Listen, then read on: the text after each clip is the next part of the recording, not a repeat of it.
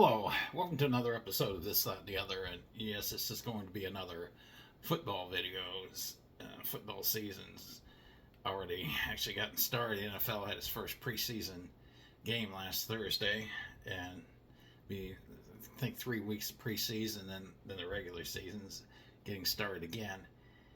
And anyway, I recently watched a video, actually 6 videos on YouTube about the history of the Wishbone Offense, and I found it to be kind of pretty fascinating offense. I remember it being around in the 70s, 80s, and into the 90s, and I remember I think the first time I really saw it was Oklahoma using it, and I thought it was different looking from what I'd seen in other offenses, but I found out that an assistant offensive coordinator at University of Texas, Emory Bellard, was said to be the inventor of the wishbone, and Texas was pretty much the first team to use that type of offense. It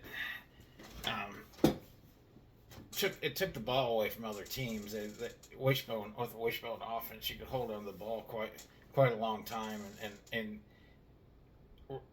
eat up the clock.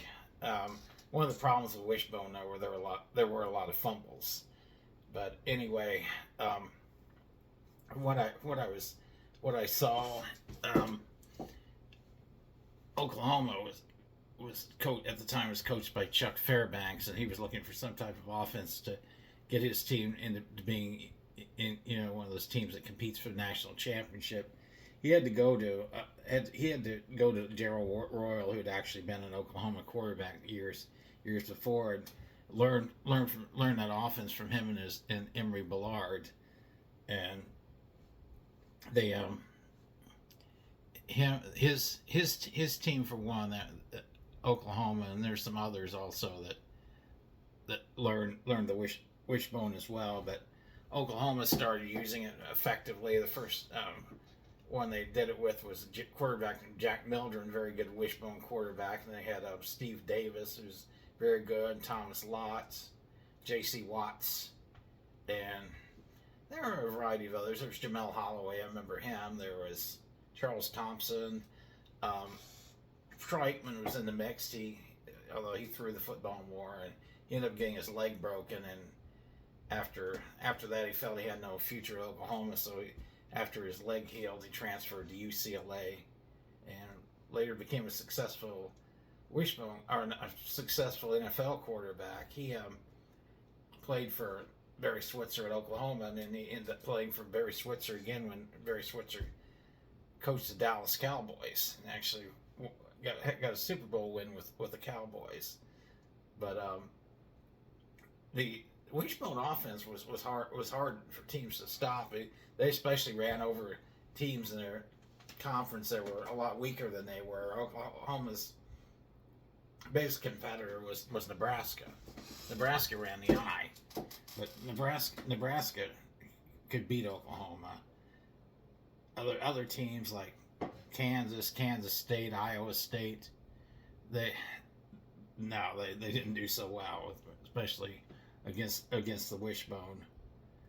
And trying to think of what other teams developed. Alabama was very effective with the wishbone also at the same time. Bear Bryant decided to go with that offense, and they had Stedman Shealy. That was one of their quarterbacks. They had a variety of wishbone quarterbacks: Walter Lewis, Kent Coley.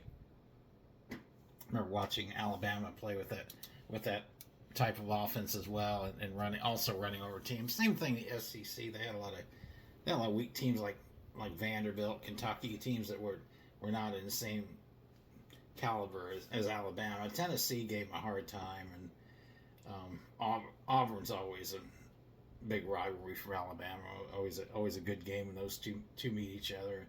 LSU gave them a hard time, but other than that, not so much in the SEC at that time. Other teams that used it later on, University of Colorado started using it with Bill McCartney was coaching there.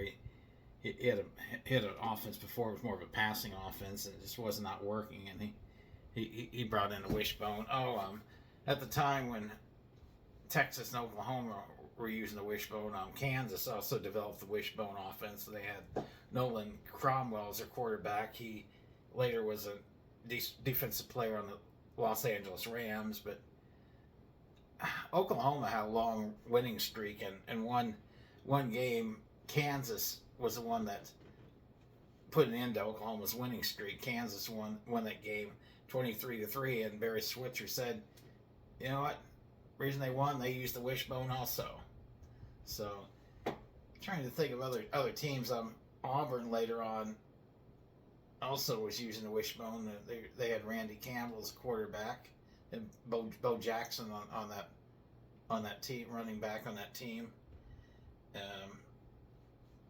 I think of other teams that I've seen use. I know a lot of teams used it at the time. I remember later on, Western Kentucky was using with John and Jim Harbaugh's dad was coaching. Jack Harbaugh was coaching Western Kentucky. They were using the wishbone. Oh, Air Force was another one that used. Ken Hatfield, when he coached that team, he also had Air Force using the wishbone. And then when he later coached Arkansas, also they were using the wishbone offense as well. And later on, then the military, I think all the military academies now, well, they use it on offenses that, I don't know if it's wishbone, but it's a similar type of offense. They don't throw the football much, and I think it's something like eye bone, flex bone, something like that. What they use now. But Jimmy Johnson coached Miami. His team, he figured out how to stop the wishbone. He had ideas when he was coaching Oklahoma State, but Oklahoma State, he could not put together a defense to stop that wishbone. He didn't have the right players to do it when he was coached Oklahoma State. When he went up to Miami, he did. And from what I heard, Oklahoma had a long winning streak, and in like 3 years they only lost 3 games. I believe all 3 of those losses were to Miami. Miami knew how to stop their offense. Eventually, wishbone just kind of like been phased out. It isn't an offense that's used much anymore. You're seeing more pass type offenses now. So you just really don't see that type of offense. But it was fun to watch. I enjoyed watching the various wishbone quarterbacks, how they either ran it themselves or flipped it to a running back. They'd have to make a split second decision sometimes, and defensive guys coming at them what they want to do with the ball. And once in a while they'd actually throw a pass out of wishbone formation. That was kind of interesting to watch. But a lot of fumbles were caused by that offense as well. So it was one of the disadvantages to the wishbone.